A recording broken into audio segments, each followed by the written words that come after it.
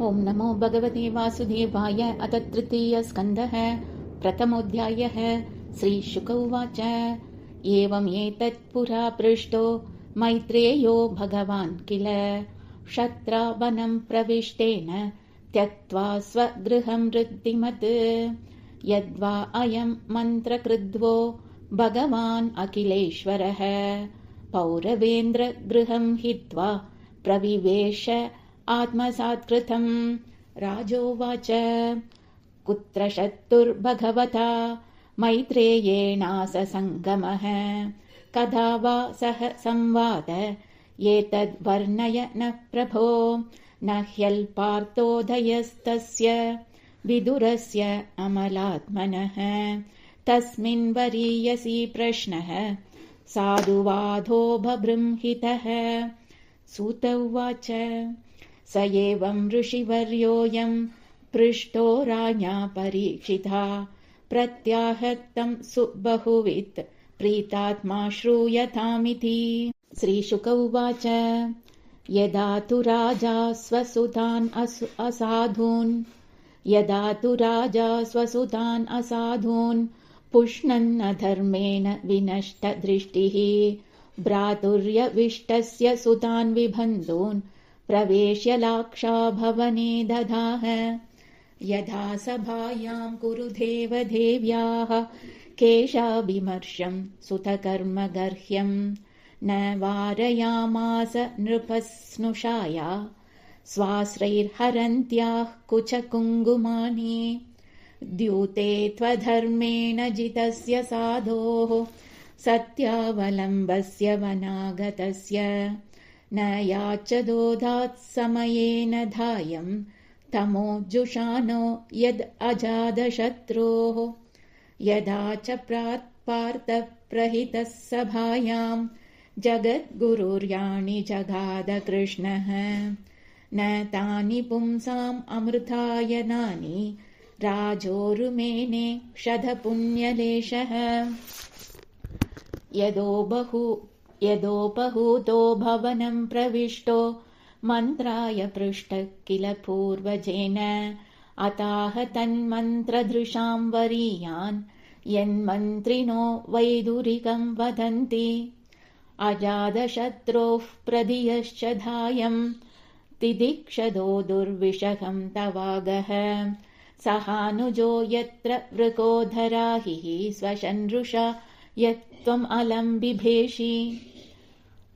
पार्थान्तु देवो भगवान् मुकुन्दो गृहीतवान् स क्षितिदेवदेवः आस्ते स्वपुर्यां यदुदेवदेवो विनिर्जिताशेष नृदेवदेवः। स एष दोषः पुरुषद्विटास्ते गृहान् प्रविष्टो यमपत्यमत्या पुष्णासि कृष्णाद् विमुखो गदश्रीस्त्यजाश्वशैवं कुलकौशलाय।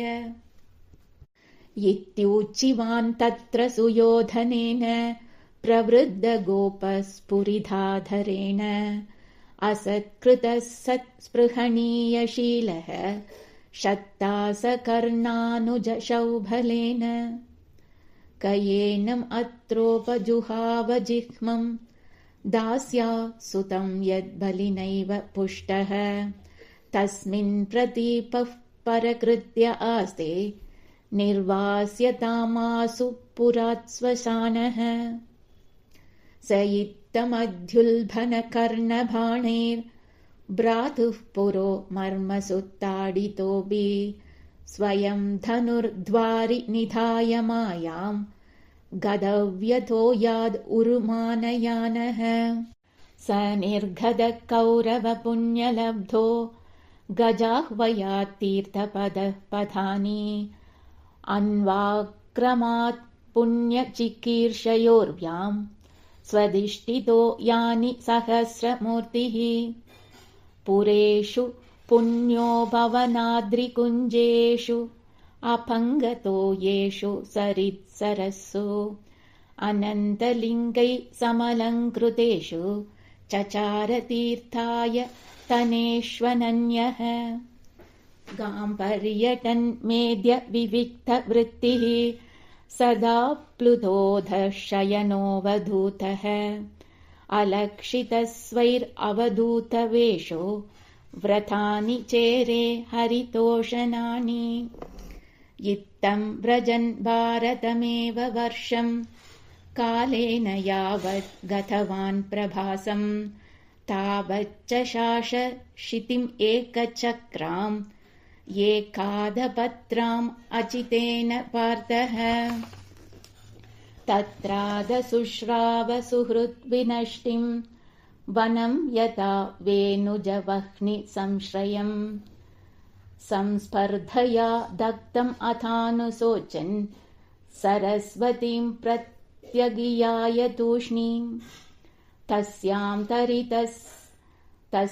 त्रिदस्य उशनसो मनोश्च पृदोरदाग्नेरसितस्य वायोः तीर्थम् सुधासस्य गवाम् गुहस्य यश्राद्धदेवस्य स आशिषेवे अन्यानि चेह द्विजदेवदेवैः कृतानि नानायतनानि विष्णोः प्रत्यङ्गमुख्याङ्गितमन्दिराणि यद्दर्शनात् कृष्णम् अनुस्मरन्ति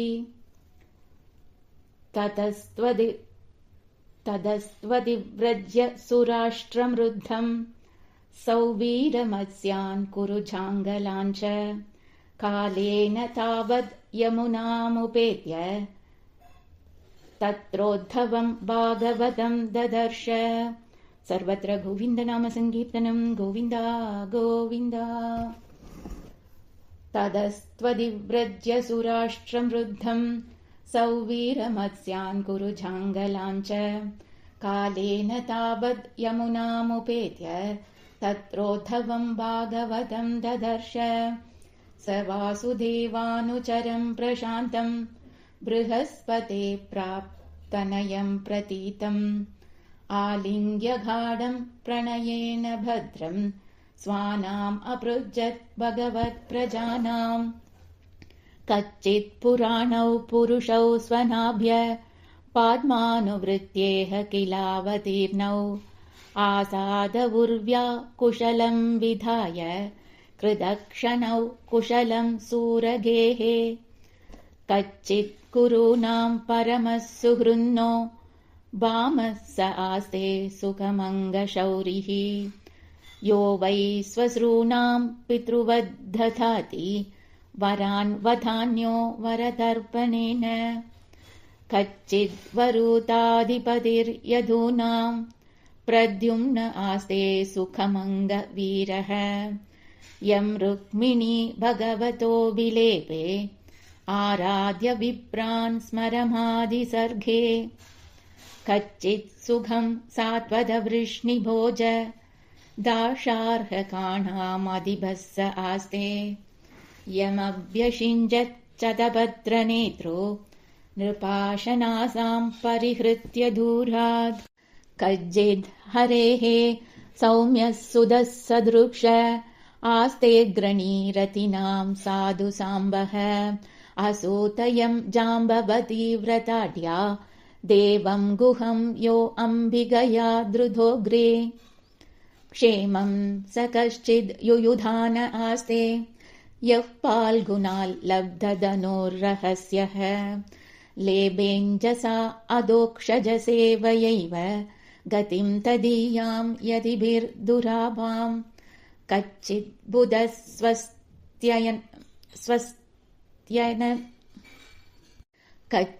बुधः स्वस्त्यनमिव आस्ते स्वफल्गपुत्रो भगवत्प्रपन्नः यः कृष्णपादाङ्गितमार्गपांसुः अचेष्टदप्रेम विभिन्नधैर्यः कच्चित् शिवम् देवकभोजपुत्र्या विष्णुप्रजाया इव देवमातुः या वै स्वगर्भेण दधार देवम् त्रयी यथा यज्ञविधानमर्थम् अपि स्विदास्ते भगवान् सुखम् वो यः सात्वताम् कामदुःखो अनिरुद्धः यमामनन्ति स्मः शब्दयोनिम् मनोमयम् सत्त्वतुरीयतत्त्वम् अभिस्विदन्ये च निजात्मदैवम् अनन्यवृत्त्या समनुव्रताये